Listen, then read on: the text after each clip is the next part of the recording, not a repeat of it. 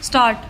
The petitioner is facing trial in case FIR number 192 of 2002 under section 302 Indian Penal Code, registered at police station Kavinagar, Ghaziabad. He is presently facing trial at Delhi. He seeks his release on bail primarily in view of his confinement in jail for the last about 2 years. Earlier, the petitioner had unsuccessfully pleaded for bail, which was declined by this court.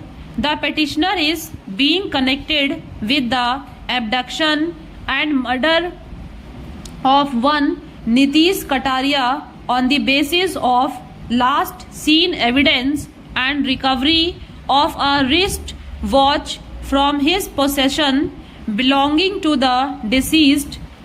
Till date, 38 witnesses have been examined.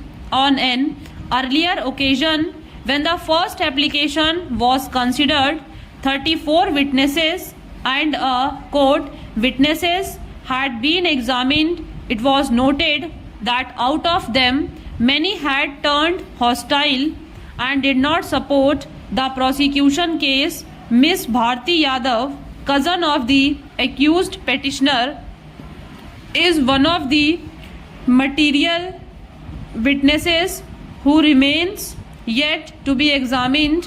While declined, the petitioner was granted liberty to move for his release on regular or interim bail. After her statement, the petitioner, however, did not wait for this to happen and applied to the Learned Trial Court for being released on bail, which was, however, dismissed by the Learned Additional Sessions Judge. Particularly in view of this court's order, the Learned Counsel for the petitioner argued that that order needs to be modified, removing the aforesaid barrier on grant of regular or interim bail, as the petitioner could not be kept confined in jail indefinitely, particularly when the prosecution fails to take any effective steps to procure her presence for recording of her statement before the trial court. On this account, per usual of trial court record, however, indicates that the prosecution is not to be blamed for delay in her examination before the trial court. She is stated to be pursuing her studies in UK. The record shows that it is in fact she who appears to be evading appearance to make her statement before the Learned Trial Court, in spite of being aware of pendency of proceedings and different dates being fixed requiring her attendance to record her statement. It is noticed that the presence of Ms. Bharti Yadav was required way back on 8th of October 2003, when she, acting through her maternal uncle, sought at least 2 months' time to be able to appear to make her statement. On a request on her behalf for another date, a summons in her name was given to her counsel for attending the court on 15th of November 2003. She, however, failed to attend the court on that date. At the same time, an application for recording of her statement through video conferencing was moved, which was, however, rejected, and she was required to appear before the court on 27th February 2004. On 7th of January 2003, application seeking recall of order rejecting her application for recording of evidence through video conferencing was moved. Learned Trial Court, however, declined the application on the ground that it had no power to review that order. Miss Bharti again omitted to turn up before the trial court on the next date of hearing, the court was informed that she required permission from the concerned university for her absence. The trial court was informed that her holidays were of commence with effect from 5th of April 2004, and in the circumstances some date during later part of month of April was sought.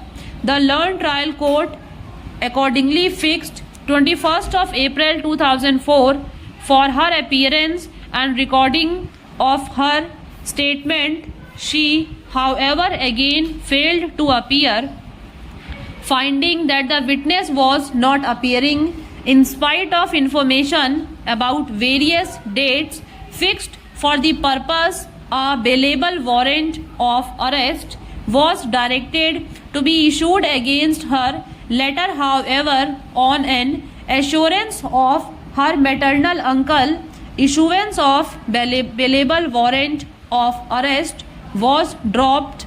But in spite of an undertaking by her maternal uncle, she did not appear. Consequently, a non-bailable warrant of arrest was directed to be issued in addition to initiating proceedings against the maternal uncle for acting in breach of undertaking furnished by him to produce her on the date fixed, against issuance of non-bailable warrant of arrest. She moved an application in this court, which however was rejected. Her request for recording of her evidence through video conferencing was also dismissed. It is thus noticed that she is awaiting her appearance to depose before the learned trial court on one pretext or other, though she could have very well been persuaded by the petitioner and his co-accused Vikas Yadav, her real brother, to appear before the learned trial court voluntarily on any of the dates fixed for recording of her statement. The statement of Miss Bharti Yadav would be very material from prosecution point of view, particularly when many material prosecution witnesses examined so far have turned hostile and did not support the prosecution case. Apprehension of petitioner getting an opportunity to influence her in the event of his release on bail being not yet over, renewed plea or bail is premature. On an overall view of the matter, there appears no justification to vary the previous order as prayed for, but for examination of 4 more prosecution witnesses after rejection of earlier bail application, there is no material change in the circumstances justifying instant petition. Consequently, the petition is dismissed.